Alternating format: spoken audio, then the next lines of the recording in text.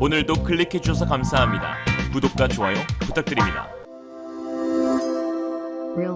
최근 중국군의 대규모 군사훈련이 진행되고 있는 가운데 중국 국영 매체 황구식보의 영문판 글로벌타임스는 다음과 같은 중국 지도를 일면에 게재했습니다. 단 한 뼘이라도 줄어들 수 없다는 문구와 함께 대만은 물론 남중국해의 여러 섬들과 지들 멋대로 그린 돌연선 9단선을 지도에 포함시켰는데요. 주변 국가 아직 영유권 분쟁 중인 지역들 모두 중국 것으로 그려놓은 것입니다. 상상력도 풍부하지. 최근 중국은 지도관리 규정까지 변경하면서 위반 시 강력한 처벌을 예고하고 있는데요. 지난해 BTS 소속사 재무보고서에서 중국과 인도 국경선이 제대로 표현되지 않았다며 트집을 잡기도 했었습니다. 공산당 기관지 인민일보에 따르면 대만과 하이난 섬을 꼭 본토와 같은 색으로 표기해야 하고 일본과 분쟁 중인 센카쿠 열도 그리고 남중국해의 주요 섬들 여기에 인도와 국경 분쟁을 벌이고 있는 티베트 지역 두 곳도 반드시 중국 영토로 넣어야 하며 세계 최고봉인 에베레스트도 중국 국경으로 표시한 뒤 최고 고도까지 적어야 처벌 대상에서 제외된다고 하였습니다. 이 같은 황당 지도가 중국에서 배포되고 있자 남중국해에 위치한 여러 국가들은 발칵 뒤집혀졌습니다. 특히 스플래트리 제도와 스카버러 섬 영유권을 주장하고 있는 필리핀은 이대로라면 땅을 빼앗길 수 있다는 여론이 퍼지고 있는데요. 두테르테를 이어 차기 대통령으로 선출된 마르코스 정부의 국방장관인 호세 파우스티노는 지난 7월 21일 기자회견에서 국방부 최우수 현안은 남중국해의 필리핀 영유권을 지키는 것이라고 밝히며 중국과의 전면전을 예고했습니다. 친중 정부였던 두테르테 대통령과는 다른 노선을 갈 것이라고 밝힌 것인데요. 전문가들은 여론의 힘으로 대통령의 자리까지 오른 마르코스가 자신의 지지율과 입지를 위해 현재 필리핀에 만연한 젊은 층의 반중 정서를 자극하는 전략이라고 분석하고 있습니다. 마르코스 주니어의 지지자 중 다수는 30세 미만의 젊은 유권자입니다. 독재자인 아버지 마르코스의 철권 정치를 경험하지 못한 이들에게 소셜미디어를 통해 다가가는 전략을 취했는데 필리핀 젊은 층에서 확산되고 있는 반중 정서 기류에 힘을 실어 지지율을 공고히 함과 동시에 전 정부와의 차별화를 강조하고 자신을 둘러싼 여러 이슈들을 잠재우려는 것이죠.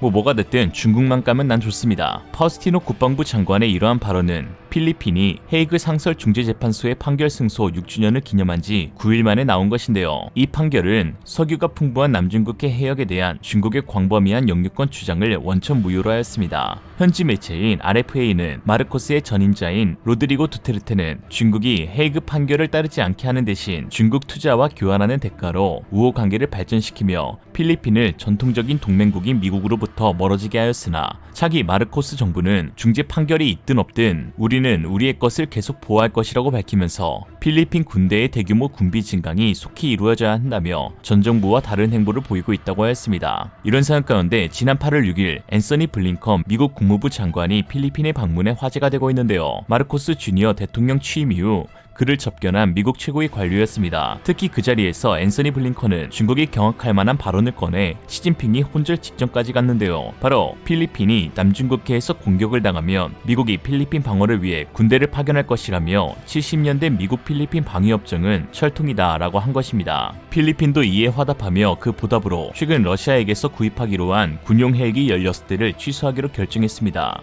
호세 로무알데즈 주미 필리핀 대사는 이번 결정은 미국의 적대 세력에 대한 통합제재법에 근거한 것이라고 하였는데요. 이 법은 러시아에 대한 제재 조항과 함께 러시아의 정보기관, 군부, 무기업체와 거래하는 제3국의 개인 단체도 제재하도록 규정하고 있습니다. 이러한 소식에 한국산 명품 경공격기 FA-50의 필리핀 추가 수출 가능성이 매우 높아지고 있는데요. 필리핀군이 남중국해에서 중국 견제를 위해 추진 중인 차기 전투기 도입 프로젝트 FX 사업에서 FA-50이 유력 후보로 떠오르고 있기 때문입니다. 러시아의 야크 130은 일찌감치 경쟁 후보에서 제외되었고 F-16V와 사부의 자스-39 그리펜 전투기 그리고 FA-50 블록 20의 3파전 양상으로 진행되고 있습니다. 사업 초기에는 뛰어난 성능과 신뢰성을 자랑하는 F-16V에 대한 지지가 압도적이었습니다. 그러나 록히드 마틴은 이와 관련 14대의 순수 기체 비용으로만 1조 8천억 원을 필리핀 정부에 요구했는데 단순 계산으로 대당 1,200억이 넘는 고액에 필리핀이 난색을 피하고 있는 상황입니다. 더욱이 도입 시기를 필리핀의 일정에 맞출 수 없다는 것이 가장 큰 문제로 꼽히고 있습니다. 미중 갈등, 우크라이나 우크라이나 전쟁, 중국의 남중국해 및 대만 침공 야요, 군부 쿠데타 등 전 세계적인 안보 위협에 F-16V의 주문이 끊이질 않고 있어 지금 계약해도 최소 5년은 대기해야 기체를 인도받을 수 있다는 것입니다. 한 달에 최대 4대 수준인 로키드 마틴 그린빌 공장의 F-16V 생산 능력은 포화 상태로 2018년 F-16V 14대 계약을 체결한 슬로바키아는 2023년 하반기에나 이르러야 초도 물량 인도가 가능한 것으로 드러났습니다. 반면 스웨덴의 사브는 필리핀 공군이 도입하려 하는 12기의 전투기에 2대를 더 얹어준 총 14대의 그리펜 전투기를 제공하겠다면서도 도입 시기도 올해부터 인도가 가능하다고 밝혔는데요. 그러나 문제는 14대의 그리펜 전투기가 최신형이 아닌 이전 모델인 CD형이라는 데에 필리핀 공군은 탐탁치 못해하고 있습니다. 구형 모델인 만큼 초기 도입 지출은 크지 않을 수 있지만 추후 부품 공급이 원활히 이루어지지 않을 가능성에 가동률 저하 우려가 있고 도입비보다 훨씬 더 큰 유지보수 비용이 청구될 수 있다는 것입니다. 이에 카이의 FA-50 블록 20이 새로운 대안으로 떠오르고 있는데요. 카이는 지난 4월 필리핀 마닐라에서 열린 ADAS-22에 참여해 필리핀 정부 측에 총 사업비 1조 4천억 원 규모로 FA-50PH 개량형 총 24대를 제공하겠다고 밝혔습니다. 단순 계산으로 대당 583억, 미친 가성비죠. 블록 20 버전에는 2배 이상의 거리에서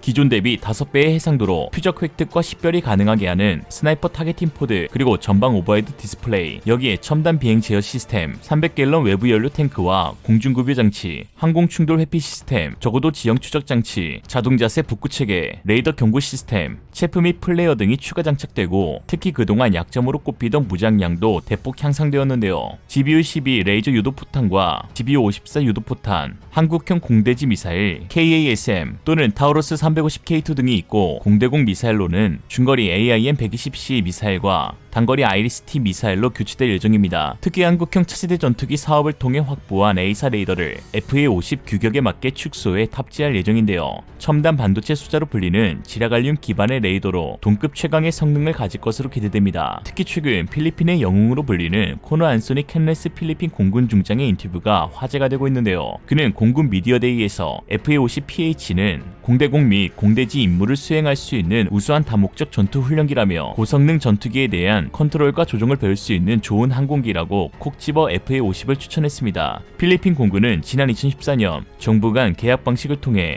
카이로부터 FA-50 12대를 구매해 운용 중에 있는데요. 이후 필리핀 정부는 FA-50을 필리핀 만다나오 섬에서 벌어진 마라이 전투에 투입해 큰 성과를 냈고 이를 진두지휘하던 인물이 바로 안소니 공군 중장이었죠. 또한 마르코스 정권에서 국방부 장관을 맡은 호세 파우스티노는 널리 알려진 친한파로 지난 2005년 8월부터 1년간 한국에 파견돼 육군대학 기본 및 정규 과정을 수료했고 앞서 1년 동안은 대전 한남대학교에서 한국어 과정을 이수했습니다. 특히 2021년 합참의장에 취임한 직후 한국 대사관에 연락해 내가 현재 위치에 오를 수 있었던 건 한국 육군 대학에서 교육을 받으면서 한국과 한국군의 우수성을 인식하고 필리핀 군에 적용하고자 노력한 결과라고 감사의 뜻을 전하면서 주목받기도 했습니다. 현재 중국은 남중국해의 수많은 섬들을 자국의 영토로 규정지으며 하루가 멀다 하고 전투기들을 보내고 있는데요. 이에 필리핀 공군이 FA-50 블록 20을 도입하게 되면 중국의 주력 전투기인 젠11과 맞붙게 될 것으로 보입니다. 대다수의 군사 전문가들은 젠11은 러시아 수호이-27의 복제품이란 한계를 지녀 초기 생산부터 문제가 많았고 이에 FA-50 블록 20의 상대가 되지 못할 것이라고 분석하고 있는데요. 중국이 직접재산권을 무시하고 수호이-27 계열의 전투기를 역공학적으로 분석하여 습득한 기술로 만든 전투기인 만큼 젠11은 여러 문제들이 발생하고 있는데 특히 중국이 국산화한 WS-10A 엔진의 낮은 추력으로 인해 실제 작전 투입이 어렵다는 자체 평가까지 나올 지경입니다. 때문에 중국 공군에서는 WS-10 엔진이 장착된 젠11 전투기 인수를 2번이나 거부한 적이 있는데 그중 한 지휘관은 숙청당하기도 했습니다. 전투기 추락으로 누구하나 골로 보냈느니 차라리 수청이 맘 편할지도. 중국은 엔진 국산화에 10조 원가량 투입했지만 결국은 포기하고 러시아 엔진을 수입하는 방식으로 선회해야 했었죠. 또한 2015년 중국 태국 조인트 훈련에서 중국의 젠11과 태국의 자스 39CD 그리펜이 맞붙은 적이 있었는데요. 결과는 무려 4대0 중국의 완패였습니다. 알곳이다. 훈련 첫 이틀간 실시된 기본 전술 기동에서 중국과 태국의 스코어는 0대16, 사흘째부터 실시된 2대2 공중전 상황에서는 3대19, 나흘째 실시된 연합 방공작전에서는 1대9, 2대9, 3대4였는데 즉 중국은 단 한 번의 시나리오도 태국을 상대로 승리를 거두지 못한 것이죠. 특히 50km 이상 구간에서 중국 전투기들의 공대공 무장 명중률은 0%였는데요. 젠11에는 사거리 100km가 넘는 KL-12 공대공 미사일이 탑재되지만 레이더의 자스 X-39가 탐지되지 않았기 때문에 이 미사일을 발사할 기회 자체가 없었던 것입니다. 젠11에 탑재된 레이더는 중국산 타입 1474형 기계식 레이더인데요. 항공 데이터 정보 사이트 시마노DB에 따르면 이 레이더의 최대 탐지 거리는 296.3km로 알려져 있습니다. 중국군이 발표한 카탈로그 자료겠죠. 그러나 실제로는 50km도 채 되지 않는 것에 여러 의미로 세계를 깜짝 놀라게 했습니다. 실제로 중국은 태국과의 모의 교전 이후 젠11B의 구형 레이더를 신형 A사 레이더로 교체하는 작업을 서둘러 추진하였죠. 즉 태국과의 훈련을 통해 중국은 자국 공군의 주력 제공 전투기인 젠11B가 현대적인 공대공 전투를 수행할 수 없는 심각한 결함기종이라는 사실을 드러내게 된 것입니다. KF-21에 탑재되는 A사 레이더는 최대 탐지거리 370km로 알려져 있는데요. 물론 FA-50에 맞춰 소형화됨에 따라 모듈 수가 축소되겠지만 중국군을 상대로는 차고 넘치는 사양입니다. A사 레이더와 함께 중거리 능동형 레이더 추적 공대공 미사일 AIM-120C 암람을 장착하게 된다면 최대 120km의 공중교전 사거리를 확보함에 따라 시계외 공중전 능력이 크게 향상될 것으로 보입니다.